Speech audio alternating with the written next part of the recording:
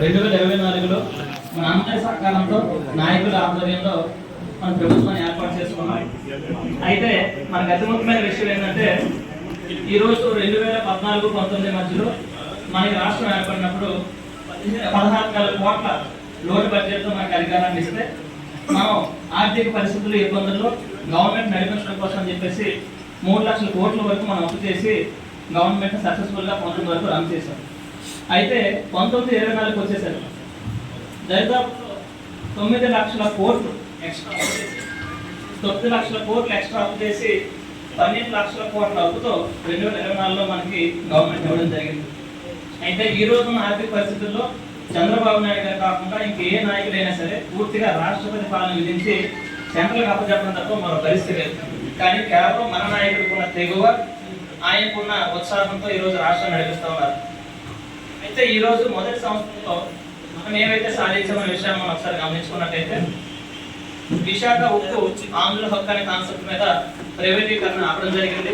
అదేవిధంగా railway zone మనం సాధించుకోవడం జరిగింది.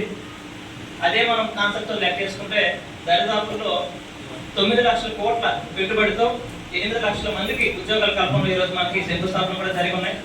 అతి ముఖ్యంగా ప్రభుత్వం ఏర్పడిన తర్వాత 16,300 ఉద్యోగాలతో డిఎస్సి నోటిఫికేషన్ కూడా ఈరోజు మనం వేసుకోవడం జరిగింది. ఎగ్జామ్స్ కూడా జరుగుతూ ఉన్నాయి. అయితే ఈ అభివృద్ధి అంతా జరుగుతూ ఉంటే నా తరఫున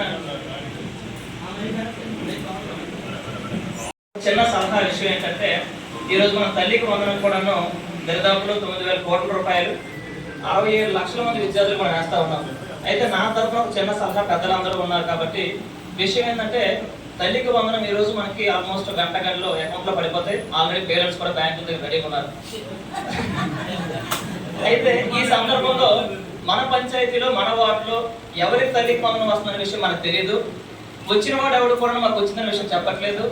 రానివాడు మాత్రం ఒకటి కష్టాలు మన ఇంటికి వచ్చి మాకు ఎందుకు రాలేదని మీ పార్టీ ఓటేసిన కదా అడుగుతా ఉన్నారు.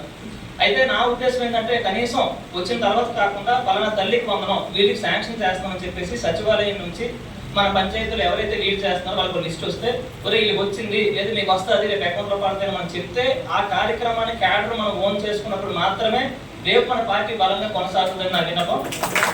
కాబట్టి ఆ రకంగా ఒకసారి నా సలహాను ఒకసారి కన్సిడర్ చేయమని కోరుకుంటూ ఈ అవకాశం సెలవు తీసుకుంటాను.